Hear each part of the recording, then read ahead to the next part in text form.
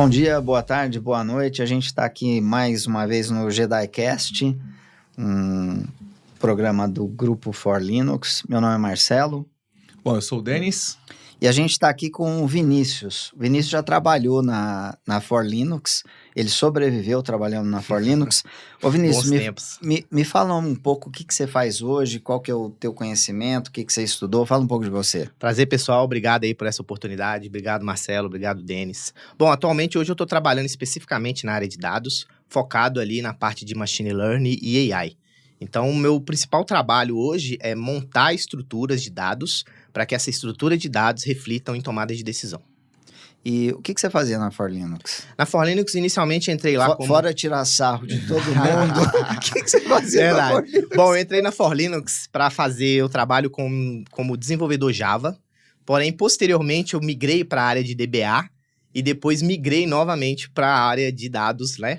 Começou na For Linux, mas acabou que eu saí da For Linux e entrei em uma outra empresa para dar continuidade nessa parte de dados. Por que você migrou para a área de dados? Bom, na época da For Linux, a gente já trabalhava com grandes massas de dados para alguns clientes, só que não era esse nome que eles davam, né, de Big Data, né? Era basicamente grandes dados. Aí eu lembro que a gente teve uma reunião, inclusive você me chamou junto com o Rodolfo, e nessa reunião você comentou que o mercado estava indo para umas soluções de Big Data e que haveria oportunidade de eu me encaixar nessa área. Então, você me indicou, né, fazer alguns MBAs, no caso, um MBA focado em Big Data, e a partir daí eu entrei nessa área. Então, foi graças à sua indicação que eu tenho entrado na área de Big Data hoje. Que bom, ele te tirou do Java, hein? Me tirou do Java, graças a Deus. Já não tava aguentando mais trabalhar com o J-Boss. Tem que agradecer, Marcela. Não, aí, o J-Boss era complicado, meu Deus do céu. Mas tranquilo, você me passa aí uns bitcoins e tá tudo certo. Com certeza. Você está trabalhando com machine learning, dados, etc. Você está acompanhando, obviamente, eu te acompanho no LinkedIn, sobre a inteligência artificial, as inteligências artificiais, né? Perfeito. Como é que você enxerga o hype do Gartner para cenário atual? IA, o cenário atual? Bom, deixa eu mostrar aqui uma imagem. Põe a imagem para nós aqui. Isso, como se a gente não tivesse combinado nada disso. Exato, não, só para contextualizar, né? Só para a gente entender um pouco aí de como é que funciona, né, o hype de inovação, né? Esse é um gráfico que o próprio Gartner construiu, onde ele define ali, né, as expectativas em relação ao tempo. Então, ele mostra, né, que no início, né, as expectativas são muito altas, onde ela atinge um pico e depois ela entra num declive, né? Ela entra ali numa depressão, né, onde tem uma desilusão sobre a ferramenta, né, sobre a tecnologia, e a partir dali você começa a ter, né, um aprendizado, né, um enriquecimento daquela ferramenta para você entrar num platô de produtividade. Então, quando a gente entra nesse hype de inteligências artificiais, né, de AI generativa, a gente vê que a gente está lá no pico, né, do que seria o pico ali de expectativas, onde a gente começa a testar várias soluções, testar várias ferramentas, para ver quais delas geram resultados. Então, eu acredito que no futuro, no próximo, a gente vai entrar num abismo de depressão, onde as empresas vão começar a enxergar a AI como um custo, né, e sem retorno aparente. Inclusive, a gente já tem, né, alguns artigos que falam sobre isso, tá? Para posteriormente a gente voltar a usar a AI de maneira mais produtiva já no mercado. Então, agora a gente está nesse platô, a gente está testando várias coisas, testando várias soluções. A ideia é que a gente entre numa depressão para depois voltar num momento de produtividade mesmo. Então, eu acredito que nos próximos 2, 3 anos, talvez 5 anos, a gente comece a usar a AI de maneira realmente produtiva, né? Onde a gente vai abater ali o que seria esse platô aí. Esse uso produtivo da IA, você acredita que é uma situação do mercado de falta de conhecimento, com uma mistura de expectativa alta e falta de conhecimento ou alguma outra coisa? Como é que você enxerga Bom, primeiramente, a gente tem que separar um pouco o que é AI como um todo, né? Então, a gente tem a AI generativa, que é essa que a gente está falando, né? Que é as famosas LLM, ChatGPT, Midjourney, Suno AI, etc.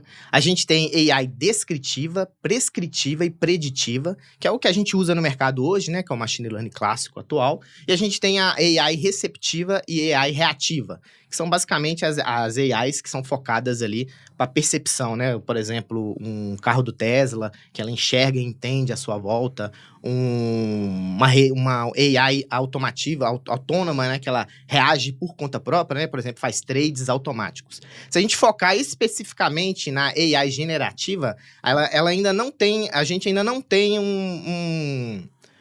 um platô ainda, a gente ainda está construindo o que dá para se fazer com ela. Então, ainda existe um mercado muito grande em cima da AI generativa.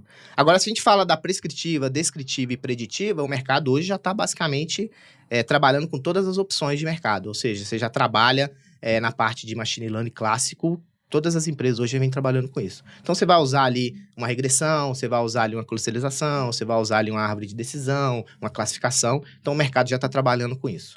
O que o mercado hoje está procurando, né, que no caso, dentro dessas AIs que eu comentei, é o uso de grafos para adicionar uma maior acurácia na análise de dados. Então, você olha para os dados hoje, você tem os dados de forma... os dados representam valores ali. E a ideia agora é adicionar as relações desses dados para que você tenha mais acurácia. Então, é por isso que muitas empresas hoje estão utilizando grafos para adicionar maior acurácia nesses modelos de machine learning. Quem não conhece grafos, explica o que é grafos para quem de repente... Bom, quando a gente está falando de dados como um todo, né, a gente está falando de modelagem. Então, você tem a modelagem tradicional, que é aquela transacional, onde se baseia em eventos do dia a dia. Aí você tem uma modelagem dimensional, que é onde você converte dados em informação, onde você consegue analisar de forma mais profunda os dados. E os grafos são as modelagens onde você não se preocupa com os dados, mas com as relações entre os dados. Então, você tem uma modelagem que relaciona dados e uma modelagem que relaciona a relação entre esses dados. Então, você junta tudo isso dentro de uma Future Store e, a partir daí, você gera um modelo com a maior acurácia. Ô, Denis, antes de eu passar para você, quando você descreveu todos os tipos de IAs que tem, aonde você sente mais falta de mão de obra no Brasil? Ou não tem esse problema? No Brasil, a gente tem falta de mão de obra em todas elas. Basicamente todas elas. A generativa, ela ainda vai demorar um pouco mais, porque o mercado ainda não sabe o que fazer com ela. O pessoal ainda não chegou a um consenso sobre para que serve um LLM dentro das empresas. Agora, as outras, elas já têm mercado. Então, por exemplo, se você quer fazer uma análise de risco, por exemplo, você já tem um algoritmo que vai te ajudar a isso. Se você quer calcular um churn, você já tem um algoritmo que faz isso. Se você quer identificar um segmento de clientes, você já tem algoritmos que fazem isso. Então, basicamente, esses algoritmos existem. As pessoas que ainda estão aprendendo a trabalhar com esses algoritmos dentro das empresas. Aí é questão de negócio. É a aplicação dentro do negócio. Só voltando a uma pergunta que eu fiz, acho que passou um pouco batido. Quando você diz que é LLM, o pessoal ainda não sabe o que fazer, e a gente vai cair aí numa desilusão, você acha que hoje esse pessoal não sabe o que fazer por falta de conhecimento técnico, ou o pessoal da área de negócio que está com uma expectativa muito alta e não tem o conhecimento técnico? Como é que você Perfeito. enxerga? Eu acredito que é os dois. É uma mescla dos dois. O primeiro delas é a falta o entendimento do negócio em como usar LLM e entendimento do técnico de como aplicar isso no negócio.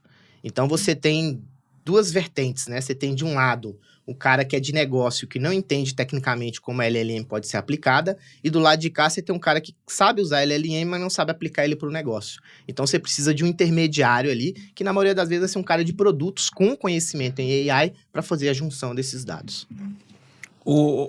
Aquino, você, ainda falando aí da questão do hype, eu concordo, assim, 100%.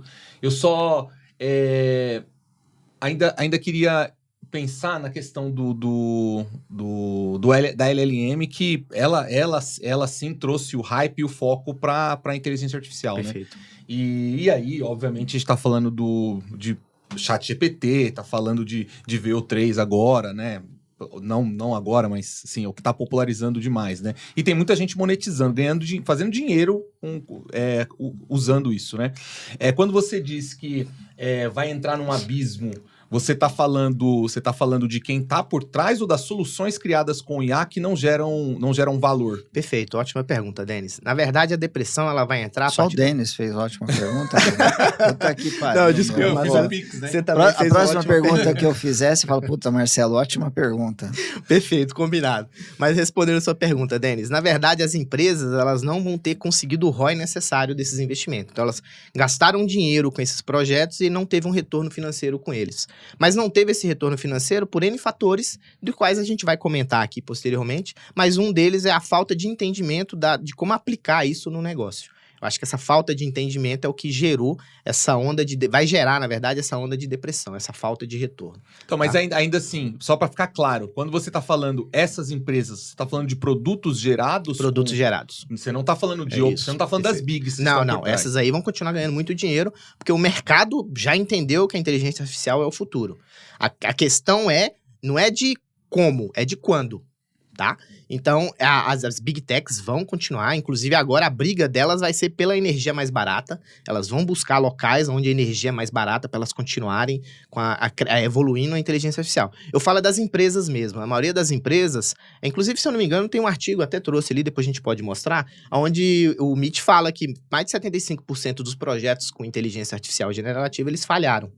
Aí a pergunta é, falharam por qual motivo? Porque a LLM não tem ainda a qualidade necessária ou porque a aplicação não foi bacana, não foi feita de forma correta? Porque se a gente for parar para pensar hoje na inteligência generativa, a gente ainda está no início, então não existem métodos, não tem metodologia, não tem, os frameworks estão surgindo agora, são tudo recentes, né, ainda embrionários, então a gente ainda não tem uma maturidade para uma aplicação completa de LLM, mas daqui a uns 4, 5 anos, ao meu ver, a gente já vai ter uma maturidade, e sem contar que as novas gerações já vão vir, né, galgadas aí em cima de uso de inteligência artificial, então é bem provável que nos próximos anos aí a gente comece a ver um retorno financeiro com inteligência artificial generativa no mercado. Eu vou fazer uma pergunta, você fala que foi uma pergunta boa. Tá bom, combinado. E, Marcelo, foi uma pergunta muito boa.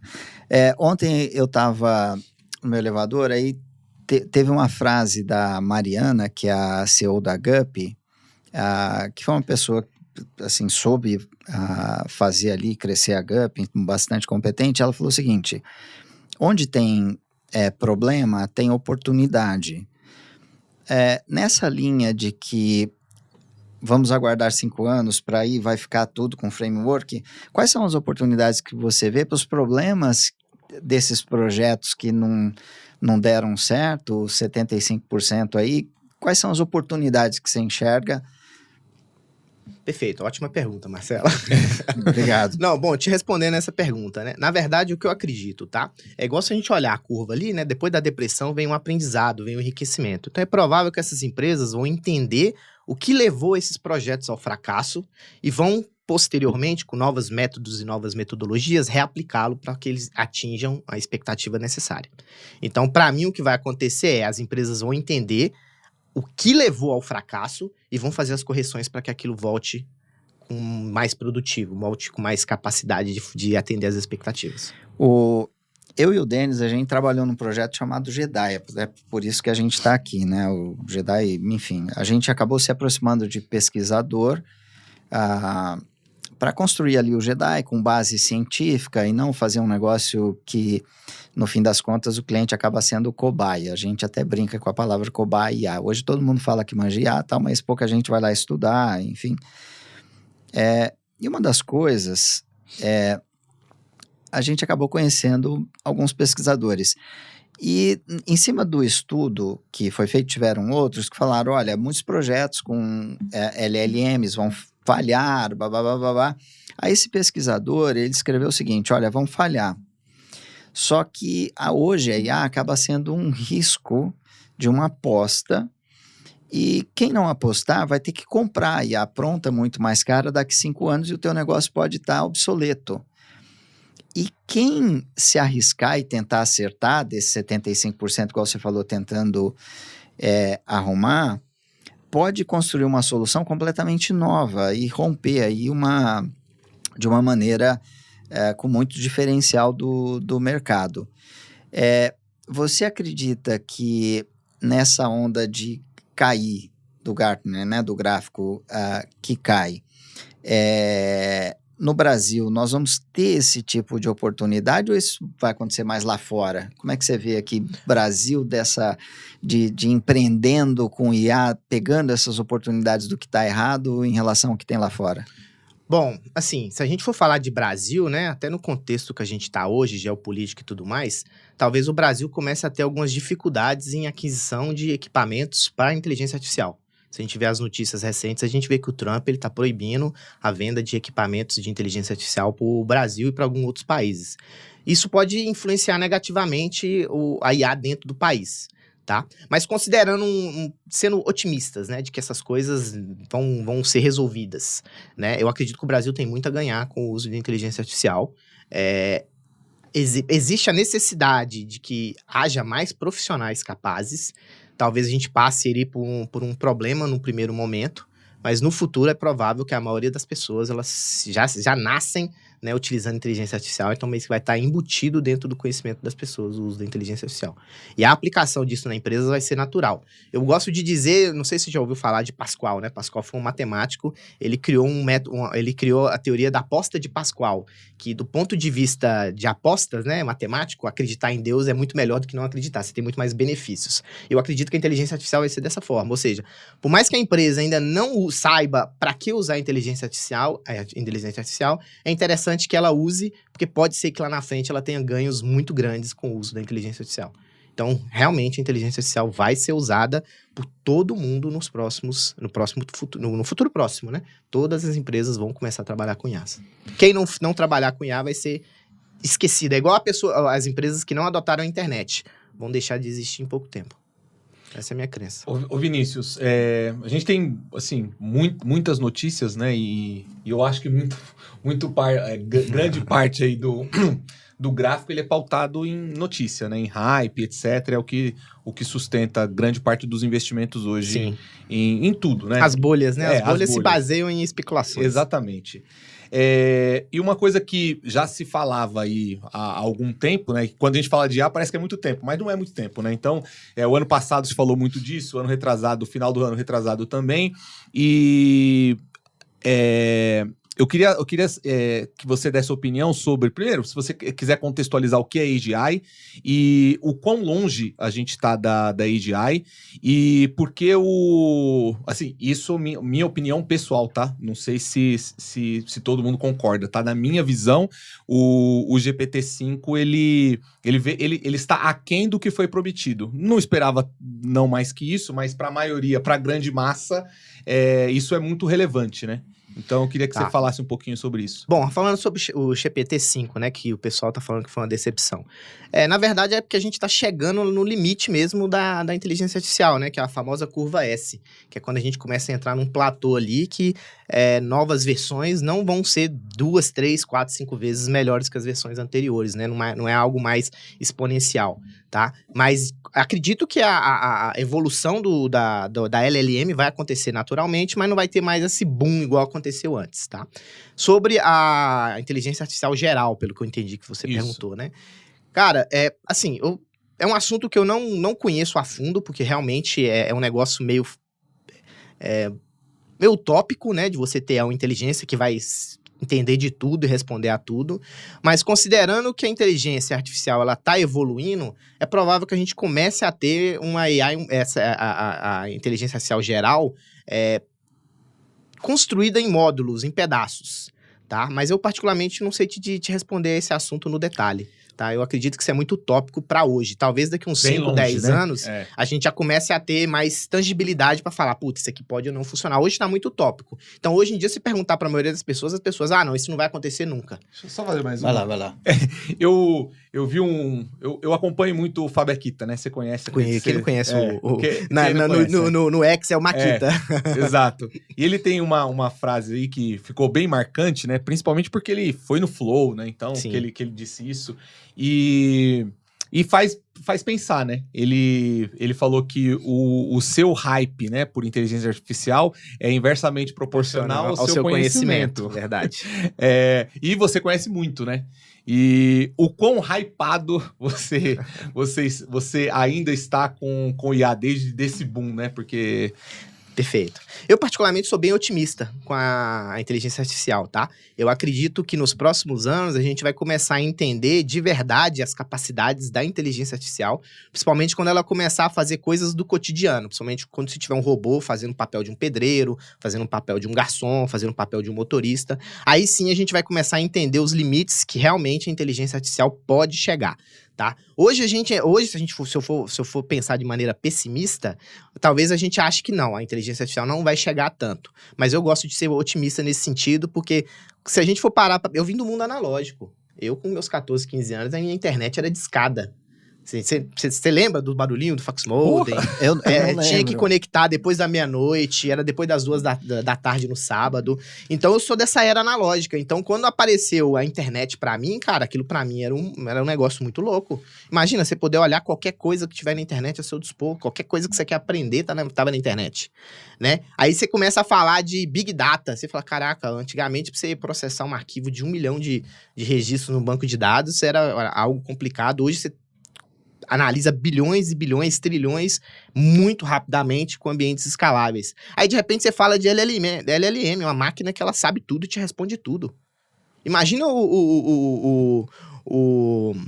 me fugiu o nome da máquina de Turing, Alan Turing, conversando com o ChatGPT. Ele vai falar, caraca, velho, tudo que eu imaginei tá errado. Porque ele falava, né, da máquina de Turing, né? Que é uma máquina que ela não entendia o que ela tava respondendo, mas ela sabia responder. E ele conversando com o ChatGPT, que é extremamente conciso nas suas falas, que ele consegue te trazer, né, as fontes, ele consegue te trazer a informação completa. Então, assim, a gente está realmente vivendo um novo mundo e eu acredito que o futuro ele é bem promissor. A inteligência artificial ela vai trazer muitos resultados nos próximos anos. Queria voltar uns pontos aí. Que você perguntou, Denis, da AGI, né? Sim. Inteligência Artificial Geral. Eu acho que foi uma sacada de marketing para achar esse nome e tal. E eu não. Para mim, tanto faz se é geral ou não. Eu acho que o estrago que as LLMs conseguem fazer em processo decisório e processo de empresa é enorme. As pessoas que talvez não estão sabendo usar. E o próprio Sam Altman, lá, o CEO da OpenAI, ele parou de usar esse termo e ele deu uma entrevista falando, não acho um bom termo para cair fora disso, porque ele sabe Tirar a que, responsabilidade. Ele tá sendo cobrado, né? Exato. quem eu acho que está fazendo um trabalho, e esse cara, eu acho que vai ganhar um prêmio Nobel mais para frente, talvez daqui a uns 8, 10 anos, é o francês Yann LeCun, que ele é o cientista-chefe da Meta. Perfeito. Primeiro, ele é um cientista. Cientista, ele vai fazer a coisa e vai entregar para o público aberto, que qualquer outro cientista pode replicar o que ele descobriu.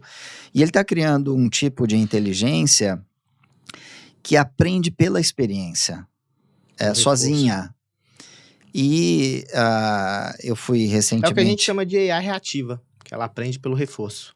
Pelo reforço. Isso. O dele é por uma experiência, mas é um modelo um pouco diferente, me parece, do que está sendo usado. Não sei exatamente ali com profundidade técnica. Mas, curiosamente, eles brigaram, o Yann LeCun com o Elon Musk, disputado. Tiveram uma discussão, não brigaram, tiveram uma discussão lá pelo Twitter. E eu fui para os Estados Unidos agora e eu tive que ir, para Disney. Eu não sou um cara Disney, cara. Para mim, aquilo foi pela madrugada. Você tirou foto com o Mickey? Cara, não, sem brincadeira.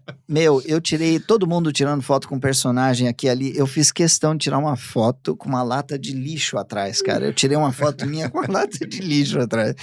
Disney, eu não sou o cara. E eu respeito qualquer um que gosta de Disney. Pra quem gosta é bacana, agora pra quem não gosta Puta, é triste, cara, né? eu fiquei 5 dias andando ali, mas enfim. E eu fui numa loja da Tesla e me impressionou o robô que tá ali. E eu fiz questão de tirar uma foto da mão. E o problema desse robô é que ele não tem cérebro, ele não consegue fazer várias coisas ao mesmo tempo. Como você falou, o pedreiro pode ir, servir um café, volta a fazer preto e tal, etc. Quem vai construir esse software me parece que é o Yann LeCun. Hoje a gente não tem um software que consegue carregar. Eu acho que o Elon Musk está construindo pra caramba esse cara, um monte desse robô, esperando o software ficar pronto. E por incrível que pareça, me parece que o cara que vai ter isso é o Yann LeCun. Por que eu tô falando isso? Eu não sei, eu me perdi aqui, já falei bastante coisa, mas eu queria fazer esse comentário da AGI. Eu acho que foi uma Puta, Uma sacada sensacional. de marketing. Pode ser uma sacada de marketing para vender a ideia de negócios, né? Uma coisa bacana da LLM é que, hoje em dia, a LLM ela é generalista, né? Ela sabe responder a tudo de todos os jeitos. Eu acredito que os próximos...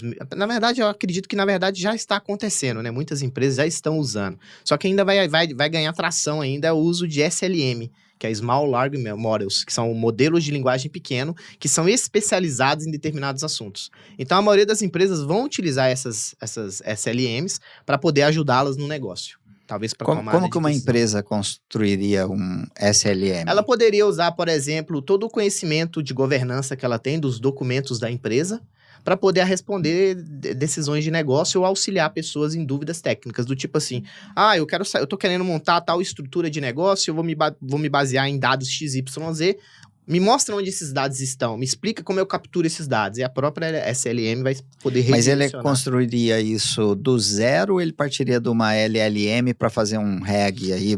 Provavelmente ele poderia fazer um uso de uma LLM, se ele quisesse, ou ele construir internamente.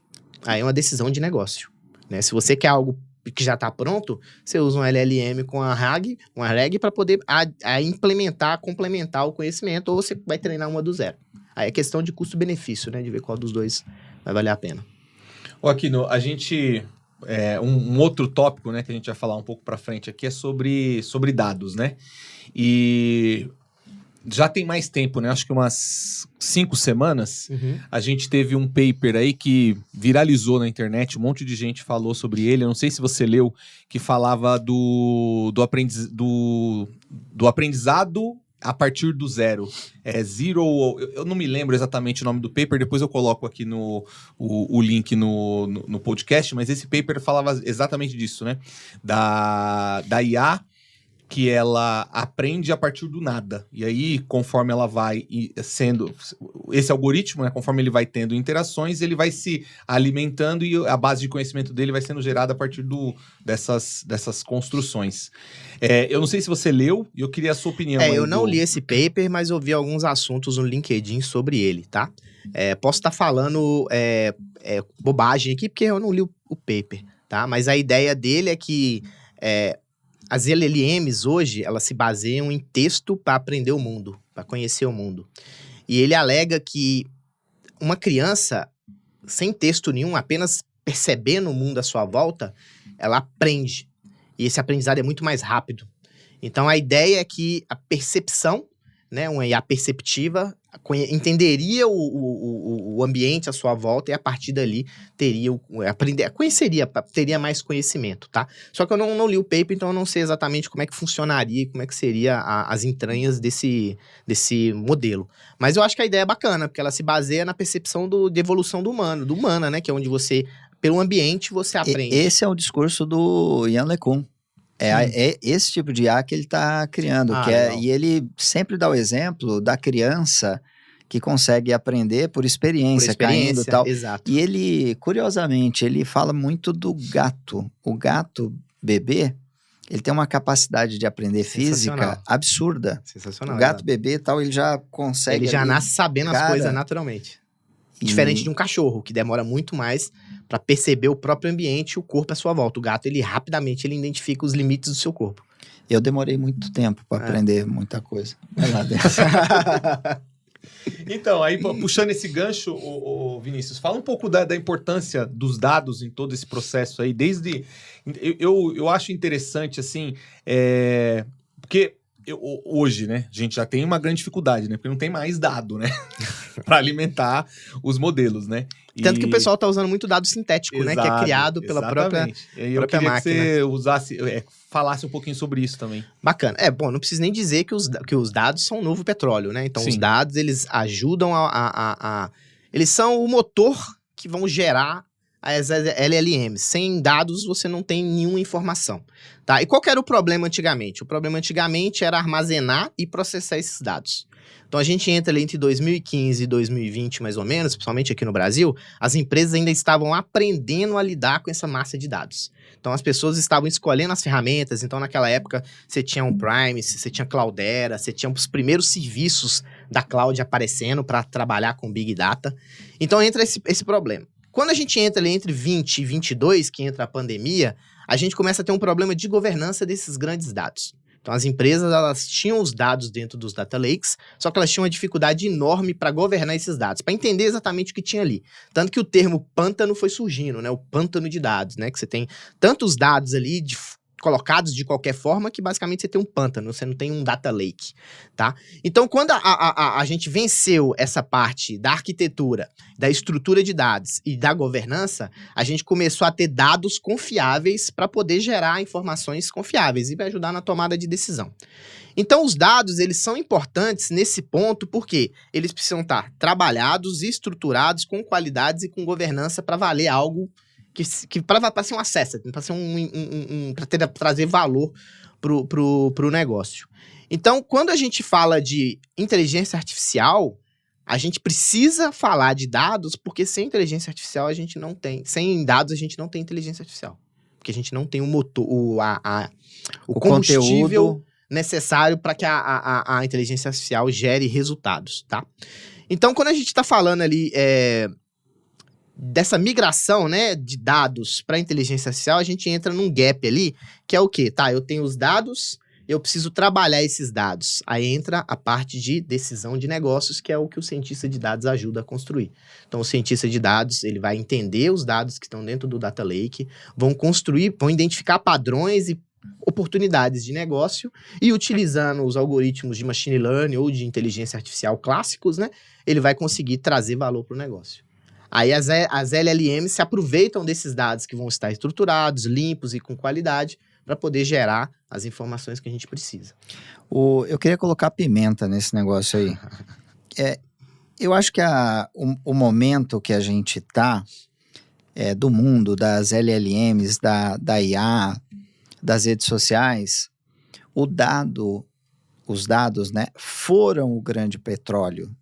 Foram. Eu lembro de uma matéria da The Economist que fala exatamente isso que você está falando. É uma matéria, explodiu em todo lugar. Sim. Porque parece que todo mundo falou, puta, é verdade. Ela, talvez hoje, ela não seja mais o novo... Eu não sei qual nome dá, mas talvez o carro. Vou dar só uma comparação de petróleo com combustível carro. Que são a infraestrutura para transformar esses dados em ativos que geraram, por exemplo, a IA.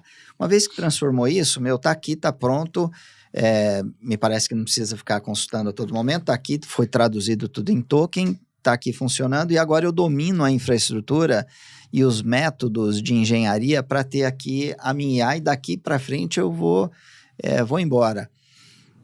Como é que você vê isso? Como é que você vê o mundo que a gente está atualmente, em que você tem, de um lado, as redes sociais aqui, que usa IA para enganar o nosso cérebro, a gente recebe confirmação de viés a todo momento.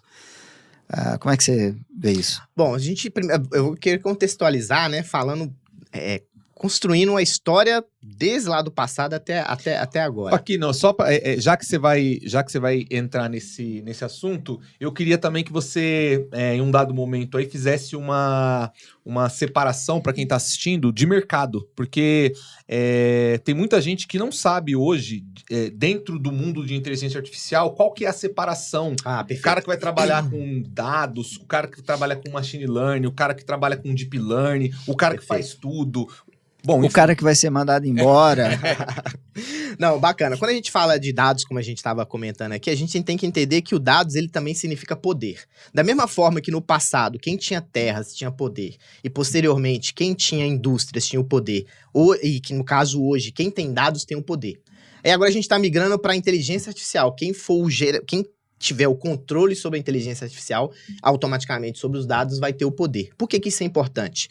Porque a gente já sabe hoje, com o Big Data, a gente consegue identificar padrões e analisar grandes massas de dados. Então eu consigo entender o que você está pensando, o que você está sentindo, e eu consigo manipular a forma com que você sente sobre determinados assuntos. Tá? Então a gente está entrando numa era onde que quem tiver mais dados e quem tiver o controle da informação vai dominar a narrativa. Beleza? Então, quando a gente entra ali na parte da inteligência artificial, dos dados, do controle dos dados, a gente tem um perfil de profissionais que se encaixam ali dentro. tá? Muito desses perfis de profissionais, eles não surgiram do nada, eles são uma evolução de perfis que já existiam anteriormente. O cara que era um DBA, ele tem mais qualificação para virar um engenheiro de dados. O cara que fazia data mining lá atrás tem qualificação para virar um cientista de dados. Então, você tem evolução dos profissionais. Então, dentro do que a gente chama de ecossistema de dados, a gente tem um cientista de dados, a gente tem um analista de dados, a gente tem um analista... Basicamente, explica aí, cada um faz. Eu vou mostrar melhor. Tá bom. Vou mostrar aqui um gráfico de radar pra gente falar especificamente sobre essas habilidades. Viu? Não foi nada combinado. Então, a gente tem aqui as habilidades, né? Domínio do negócio, estatístico, matemática avançada, machine learning e AI, engenharia de software, infraestrutura, data angling e comunicação e visualização.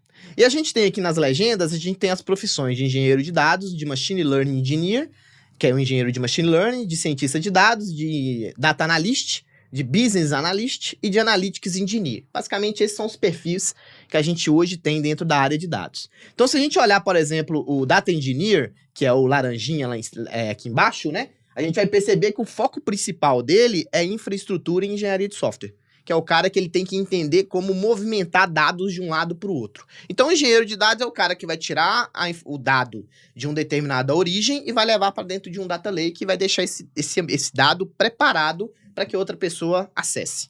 Aí a gente entra no Analytic Engineer. O Analytic Engineer é o cara que vai trabalhar os dados que o engenheiro de dados trouxe, porque imagina que o engenheiro de dados fez a ingestão, trouxe os dados. Ele colocou aqueles dados no data lake. Esses dados, eles vão estar puros, né? Naturais, não foram mexidos. Então, eu pego o Analytic Engineer e falo com o Analytic Engineer, você que conhece um pouco do negócio, é por isso que se a gente olhar o gráfico do Analytic Engineer, que é mais vermelhinho, a gente vai ver que ele se aproxima ali da comunicação e do conhecimento de negócio ali, ó, de domínio. Por quê? Porque ele tem que conhecer do negócio para ele transformar esses dados em algo de valor, aonde ele vai ajudar a empresa a tomar decisões. Aí, depois que eu tenho esses dados estruturados e preparados para gerar valor, eu tenho o Data Analyst e o Business Analyst, que se a gente olhar ali, ó, eles são os caras que têm domínio de visualização, de comunicação e domínio do negócio. Então, é eles que vão conseguir transformar esses dados em um produto ou transformar esses dados em uma informação que vai ajudar na tomada de decisão. Então, a gente tem esses 4 principais. Aí, a gente começa agora a entrar no que seria o cientista de dados e o machine learning engineer. Se a gente olhar para o cientista de dados e o machine learning engineer, que são o de azul e o verde, a gente vai perceber que as skills deles estão mais para cima ali, onde está a parte de estatística, matemática e de machine learning.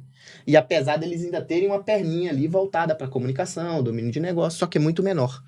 Então, o cientista de dados e o especialista em machine learning engineer, o foco deles é entender e identificar padrões dentro daquela massa de dados para ajudar o time de negócios, né, que seria o analista e o business analyst e o data analyst, a converter isso em valor, para ser apresentado para tomada de decisões ou para ser usado em um determinado produto, tá? Então, os perfis todos de dados, eles se encaixam dentro desses 6 profissões, dessas 6 habilidades aí, que hoje é o foco principal aí em dados. Ô Vinícius, como que as LLMs afetaram ou estão afetando esse mercado na seguinte forma, tá?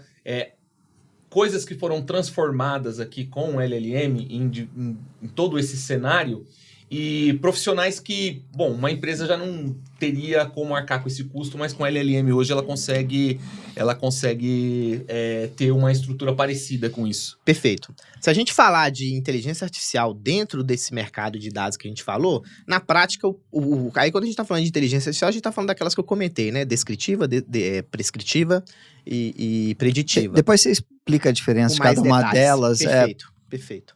Então, quando a gente está falando especificamente dessas, né, da prescritiva, que é que vai prever valores, da descritiva, que vai descrever uma situação, e da prescritiva, que vai prescrever alguma coisa. Por exemplo, uma recomendação. Eu entendi o seu método, a sua forma com que você navega, e eu vou te prescrever, né? Eu vou te recomendar algo, um produto, ou então um filme, no caso do Netflix, tá? Então essas são as principais que é o que o mercado mais usa hoje, tá? Elas são especializadas, usadas especificamente pelo pessoal de Machine Learning e de cientista de dados, tá bom? O time de engenharia de dados e o Analytic Engineer, eles não utilizam diretamente essas ferramentas de AI. Eles utilizam plataformas que oferecem capacidades que simplificam o trabalho deles. Então, você usa, por exemplo, uma plataforma de dados, que é o caso da Snowflake ou do Databricks, eles vão encapsular as dificuldades que você teria usando serviços separados. Então, ele vai encapsular isso numa plataforma, então isso simplifica o trabalho e o dia a dia do engenheiro de dados e do cientista ou analytic engineer.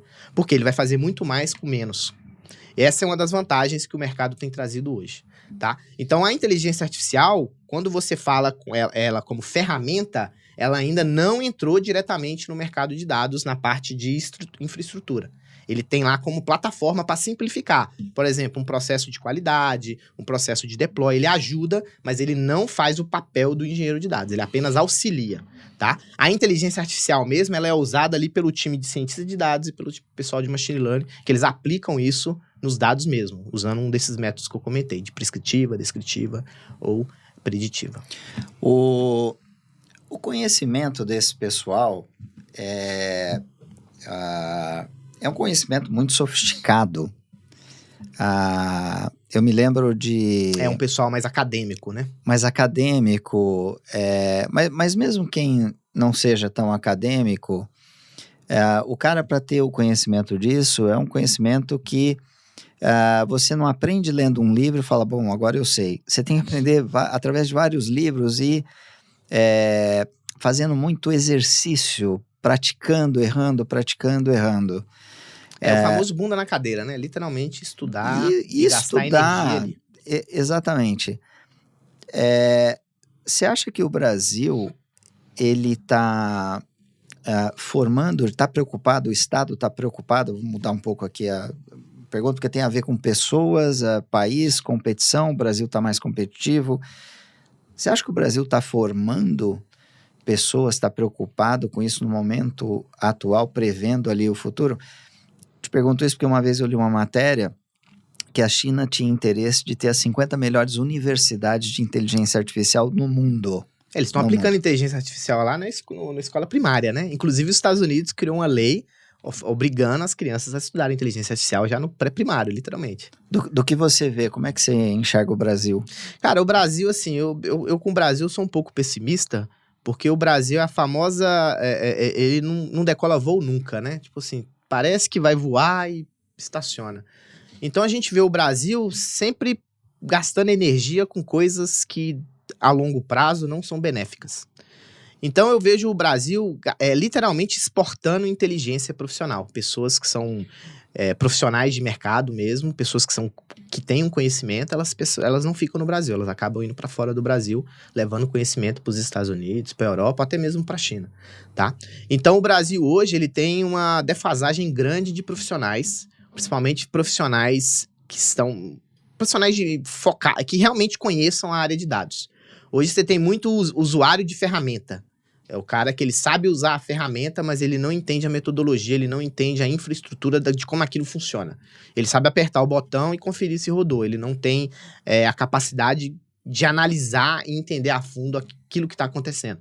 Até mesmo para elaborar novas metodologias, para melhorar o processo.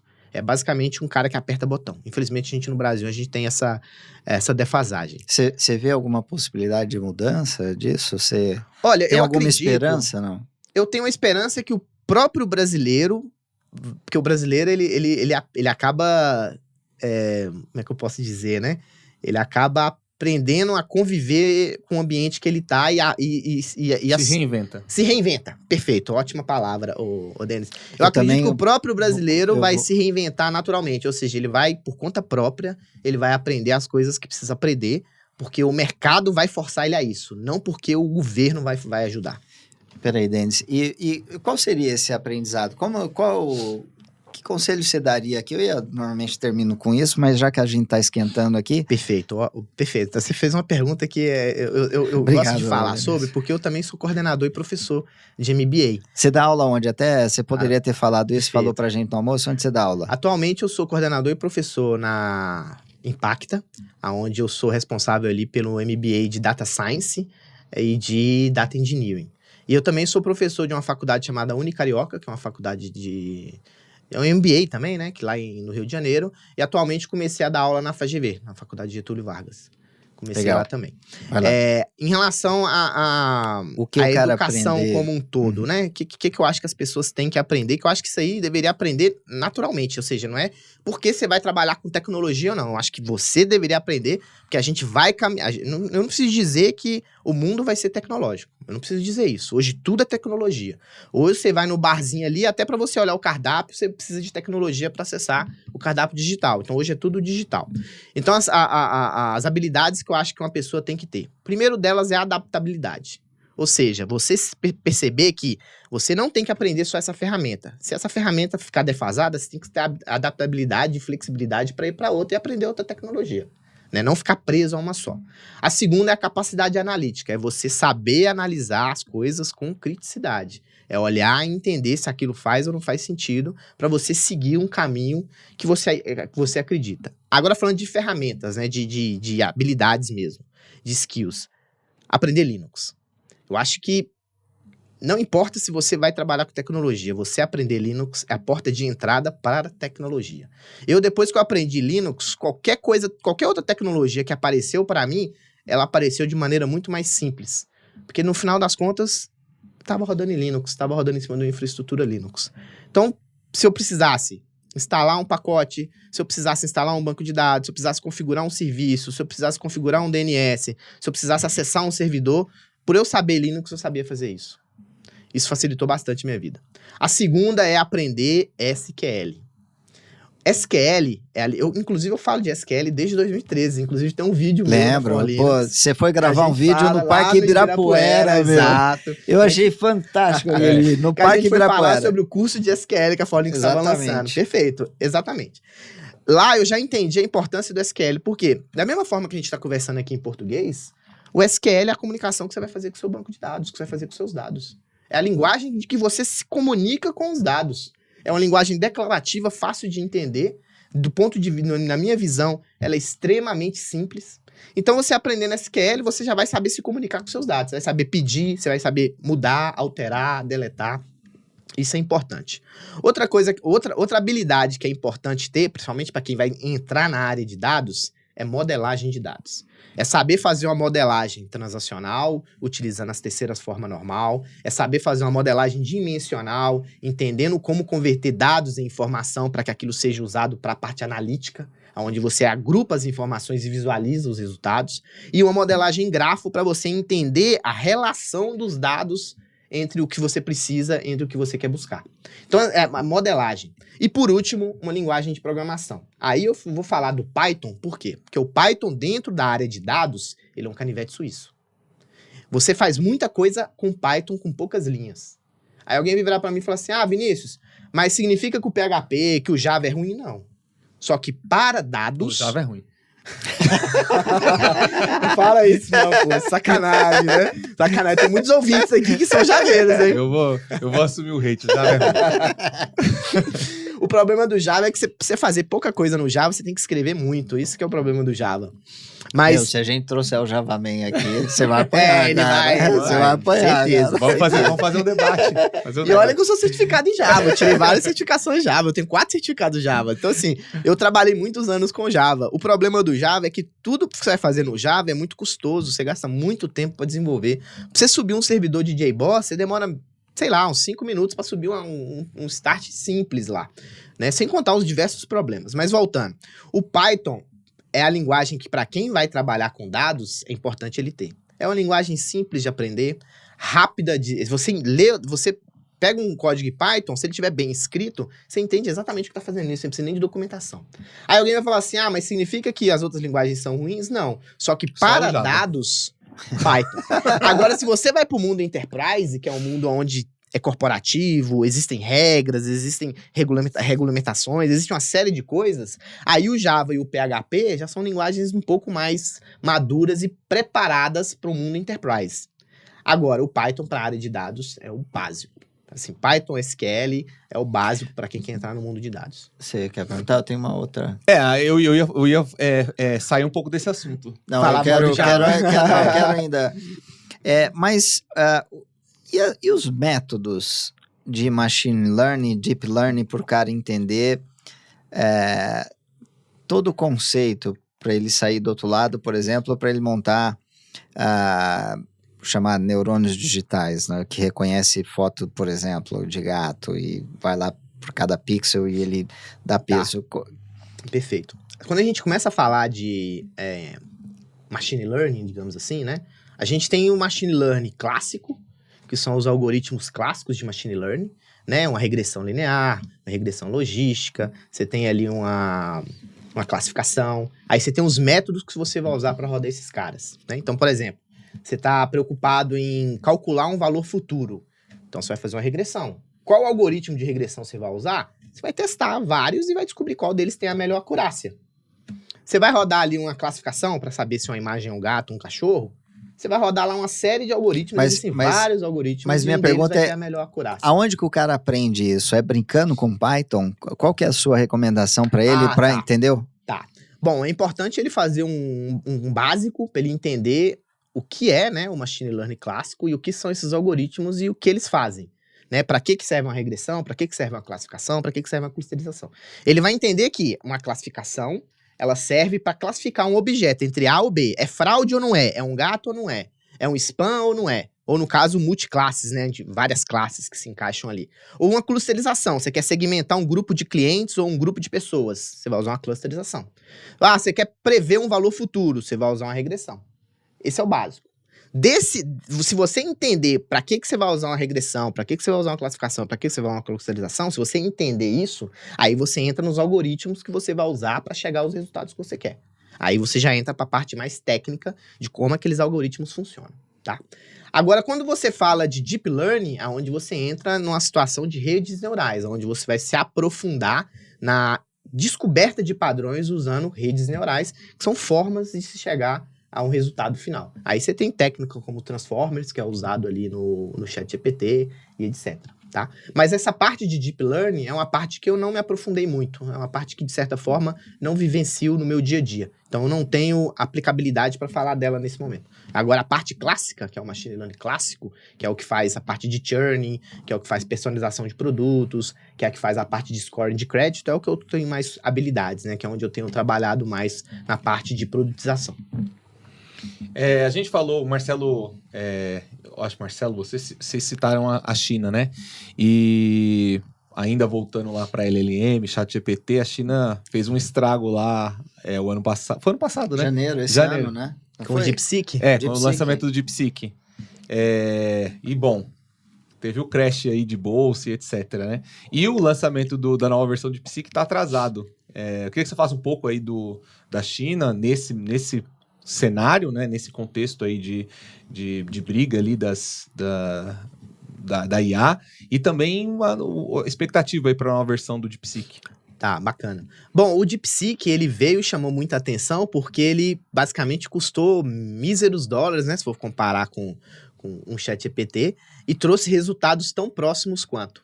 Né? Na prática, o que mudou ali no DeepSeek foi a forma com que eles usaram o processamento, né, que foi uma técnica nova que eles inventaram lá, que agora eu não vou me lembrar o nome, e a qualidade dos dados que eles usaram. Então, eles pegaram dados muito mais, com maior qualidade, com maior confiabilidade, digamos assim, e fez o treinamento em cima, tá?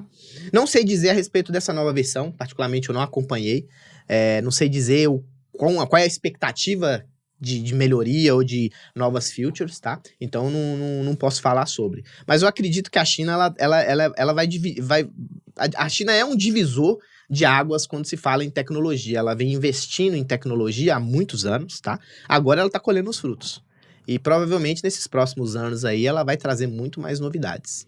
Talvez com essa briga geopolítica que tá tendo entre Estados Unidos e China, talvez dê uma atrasada na China pelo fato de que chips, né, alguns tipos de chips não são mais vendidos para elas, né? Tanto que algumas pessoas falam que o Brasil seria o intermediário, né? Eles estavam vindo para o Brasil, ia comprar os chips e fazer data centers aqui no Brasil, mas aí agora o Trump foi lá e proibiu vender chip aqui para o Brasil também, então isso pode impactar a China de forma indireta, tá?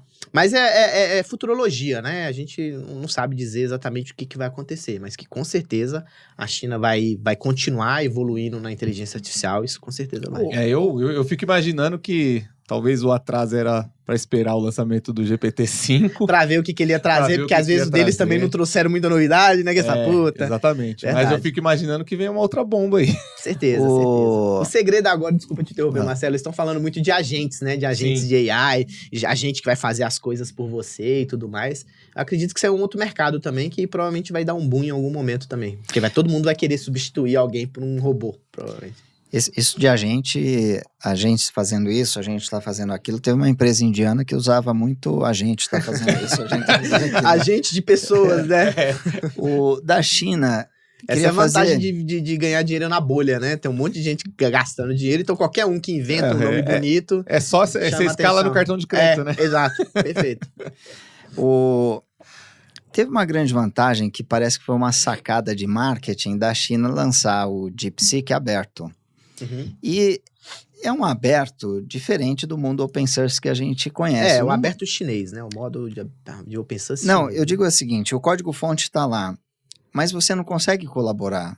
Porque para você colaborar, você precisaria de toda a infraestrutura para rodar lá o dela e falar, putz, está aqui pronto. É diferente, por exemplo, quando alguém libera um código de alguma coisa e você sugere melhoria. Aqui, você não consegue fazer sugestão de melhoria, é mais para você aprender aquilo lá. Então, essa é uma estratégia, me parece, de marketing para a China. E do outro lado, dos Estados Unidos, é tudo fechado. Caixa preta. Caixa preta. Recentemente a OpenAI liberou o open source deles, né? Agora todo mundo foi para essa. Eu rapidinho, Marcelo, só para você continuar sua linha de raciocínio, eu queria só dar um ponto de vista diferente. Eu fico imaginando que... Minha visão, tá? E aí, você continua sua linha de raciocínio. Eu fico imaginando talvez não ter... Indiretamente sim, mas na prática eu acho que o principal motivo deles terem lançado open source é por falta de credibilidade. Você fala da OpenAI? Não, da DeepSeek. Entendo. Eu acho que eles não tinham condição de lançar um produto que não fosse open source, senão ninguém ia usar. Porque... Pode ser. Ninguém confia na China. Então como que eles vão fazer? Eu acho que para IA... Não, porque os carros chineses, por exemplo, estão ficando bons pra caramba. Sim. Então, não sei, eles mas fizeram uns testes recentes com os carros chineses, tipo assim, de alguém na frente, eles frearem, e eles não foram tão bons assim no resultado, não. Atropelou várias pessoas. Então, sério? Não sabia disso. Os que deram bons, tipo assim, teve uns chineses que passaram, mas a grande maioria não. E os que deram bons são exatamente o Tesla, que literalmente foi o que mais teve a maior acurácia ali. Mas, voltando lá à minha pergunta, então... Uma estratégia que ainda assim acaba sendo uma estratégia, tô aqui, confiança, está aberto, vocês podem ver. Eu não consegui achar um estudo que provasse que foi aquele valor que foi usado para treinamento. Verdade. Não consegui ver nenhum estudo. E o fato deles pegarem dados bons, me parece que eles usaram, e eu posso estar enganado, uma outra IA para trazer esses dados bons. Tem uma empresa que é especializada em montar esses datasets para geração de LLMs. Inclusive foi comprada pelo Zuckerberg. O cara pagou... Se ela foi comprada, eu não sei. Realmente eu não tenho essa informação. Mas o Zuckerberg acho que pagou 14 bilhões. Isso, é uma empresa de um cara desconhecido que de repente o cara ficou super conhecido. O papel dele era tipo assim, enquanto todo mundo falava de LLM, ele falou, não, deixa eu construir os dados aqui, que vai dar muito mais dinheiro que o que ele fez. O cara, ele era super conhecido. Ele não era muito bom tecnicamente, mas ele era super conhecido. Depois vou te mandar um cara da Califórnia me mandou, quis saber um pouco mais, tal. E um cara da Califórnia me mandou umas informações e eu fiquei espantado porque o cara era muito bom de relacionamento e de comunicação. E a empresa dele não era tão boa quanto uma outra que fazia melhor que ele. Só que ele conseguiu, por esse relacionamento, discurso, colocar a pinta de melhor. Mas isso é um parênteses aí, vale um outro papo. Mas voltando à minha pergunta, tem aqui do lado da China open source por toda uma estratégia. Confia em mim, uma questão de marketing, papapá. E do outro lado aqui dos Estados Unidos é muito closed source, muito fechado. Exceto o Llama, que ainda é meio aberto, meio fechado ali e tal. A The Economist, a revista The Economist, soltou uma matéria dizendo que uma dessas duas estratégias vai fazer um crescimento maior. Não se sabe qual. E parece que a estratégia é aberta, porque você tem mais pessoas vendo, assistindo. Você tem uma comunidade, né, que acredita. E você consegue crescer para fazer novas descobertas. Porque a Aqui partir não do momento tanto. que você começa a ajudar, tipo assim, você viu lá Open Source, você fala, puta, eu gostei, deixa eu começar a ajudar. Aí você começa a gostar, a atrair pessoas a gostarem também, e você acaba criando um público para aquilo. Então, acho que a ideia do Open Source é E vantajosa. modelos matemáticos que possam evoluir. Ao mesmo tempo, quando isso é feito, os Estados Unidos podem olhar e falar, também vou incorporar na minha. Mas o que eles evoluem, eles não distribuem. Ainda assim, pode acontecer do americano estar nesse jogo. De ele fazer uma grande descoberta, fechada, e puta, o negócio estourar.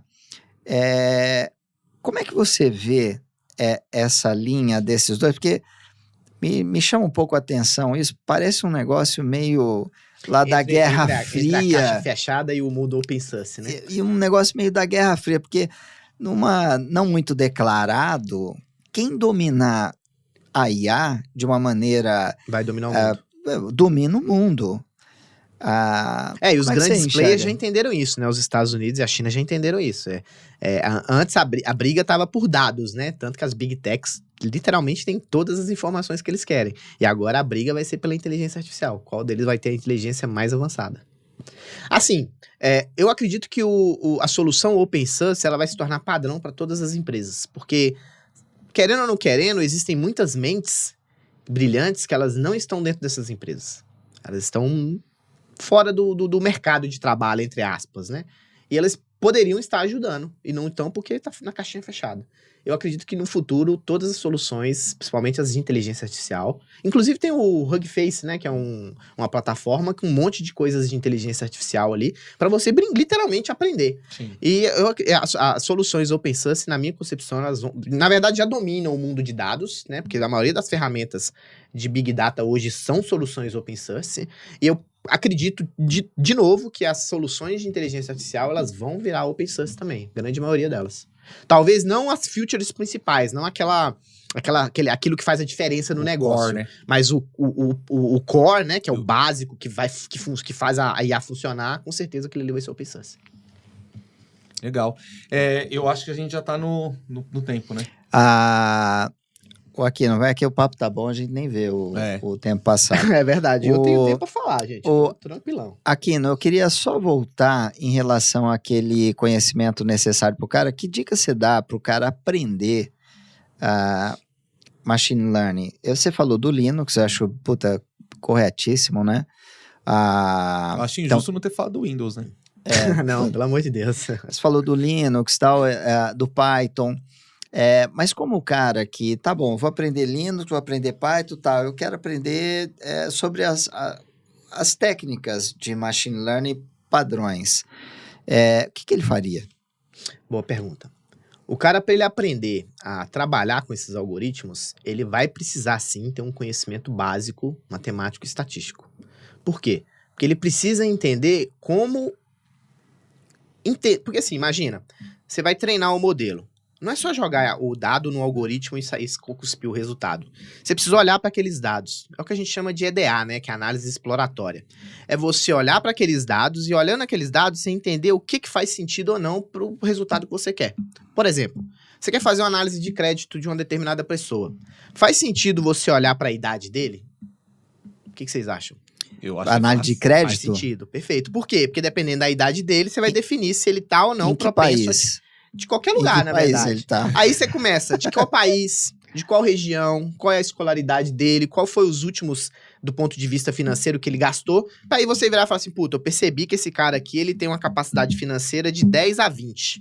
Então, se eu emprestar para ele 18, eu tenho certeza absoluta que ele tem condição de me pagar. Se eu oferecer para ele 25, talvez ele já não consiga me pagar.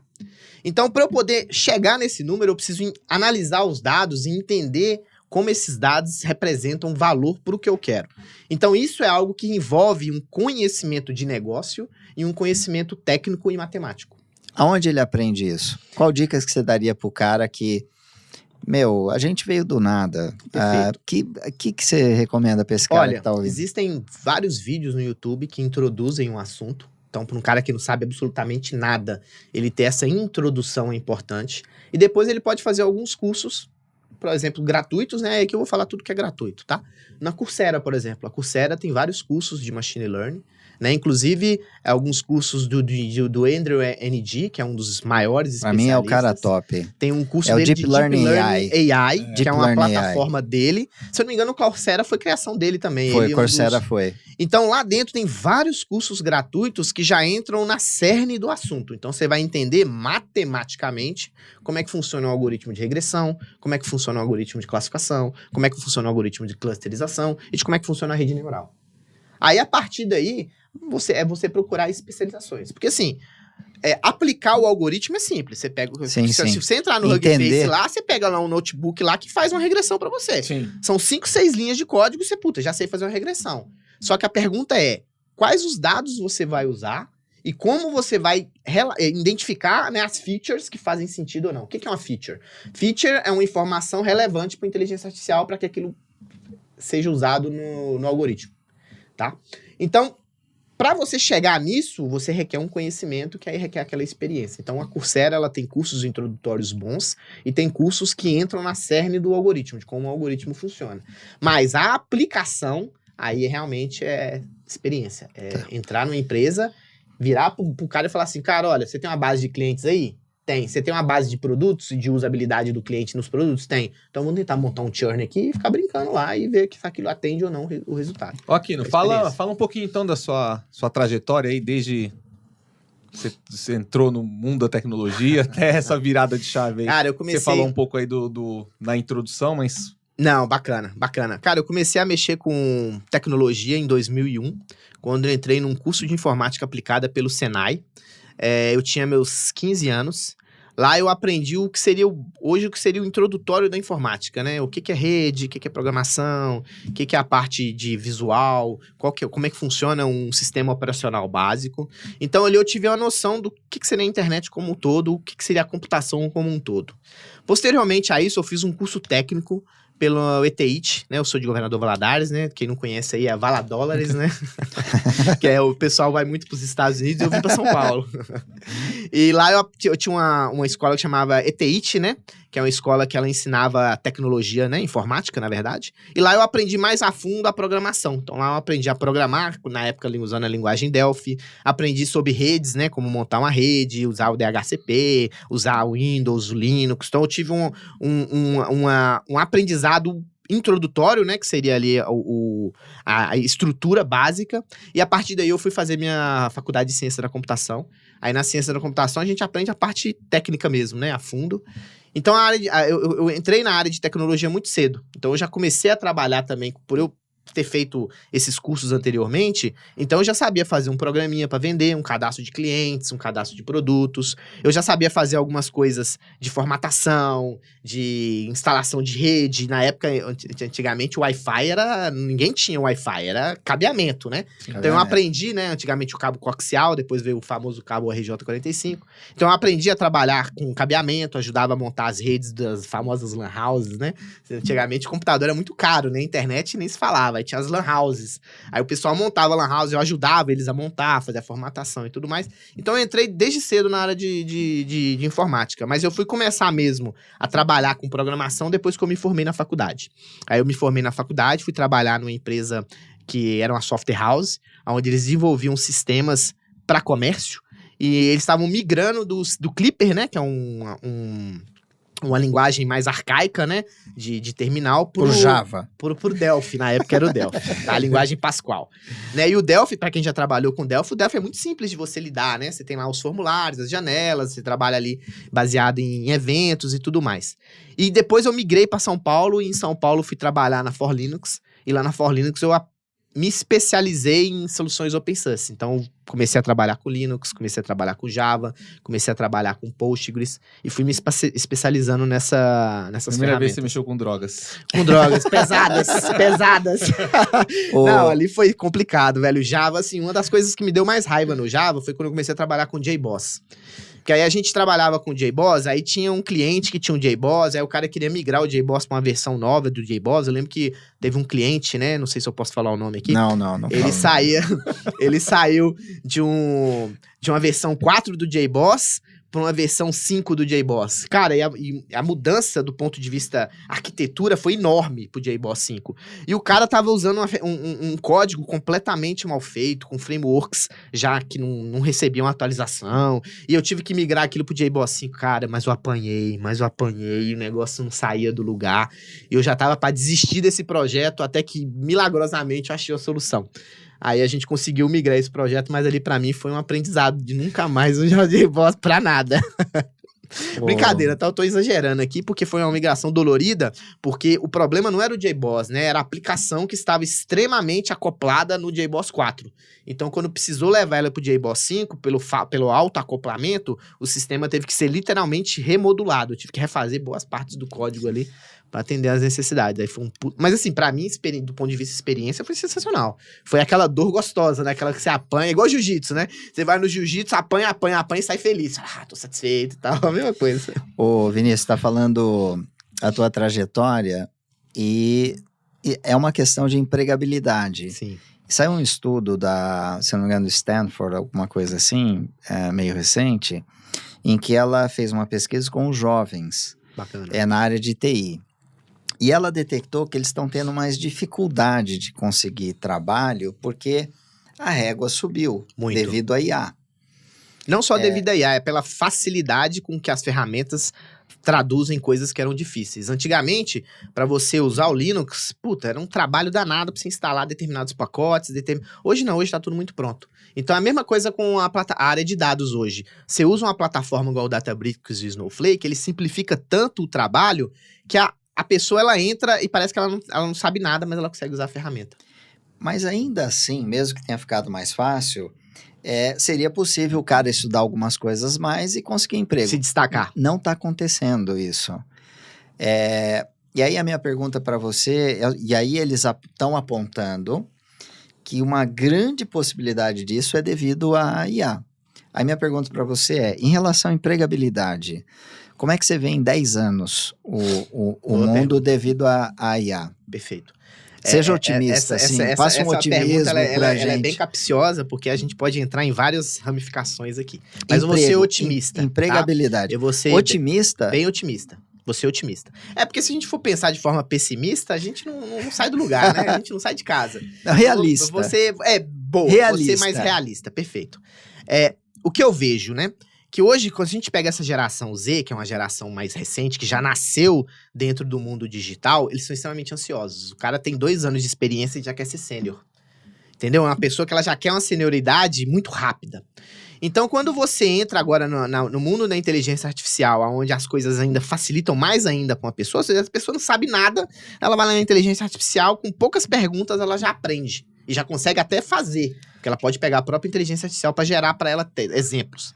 Né? O que eu acredito que no futuro vai acontecer é uma revisão dos conceitos de pleno, sênior e júnior. A gente vai ter uma revisão de como você valida uma pessoa, se ela é júnior, pleno e sênior. É o que eu acredito que vai acontecer. Você acredita que vai ter emprego para todo mundo? Não. Eu acredito que com a inteligência artificial, com a evolução técnica que a gente está indo, vão existir pessoas que economicamente serão consideradas inúteis. Inclusive, já tem vários... tem um livro do Harari, né, que ele fala isso, né, 21 lições do século XXI, que ele fala que vão existir pessoas que elas são economicamente inúteis, ou seja, elas não servem para o mercado de trabalho porque elas não conseguem produzir nada de eficiente. Isso é ser otimista, né? Você acredita em vida após a IA? Boa pergunta, vai. É uma pergunta que eu não tinha pensado sobre, vai. Mas hoje eu acredito que a tecnologia ela já faz parte da civilização. Eu acho que se da noite pro dia a tecnologia acabar, o ser humano acaba junto. A gente não tá mais preparado para evoluir sem a internet, sem a tecnologia. Vinícius, cara, obrigado. Acho que, puta papo legal, meu. É o tipo da conversa que a gente acaba Eu tenho mais uma pergunta aprendendo. Fala um pouco do Exo.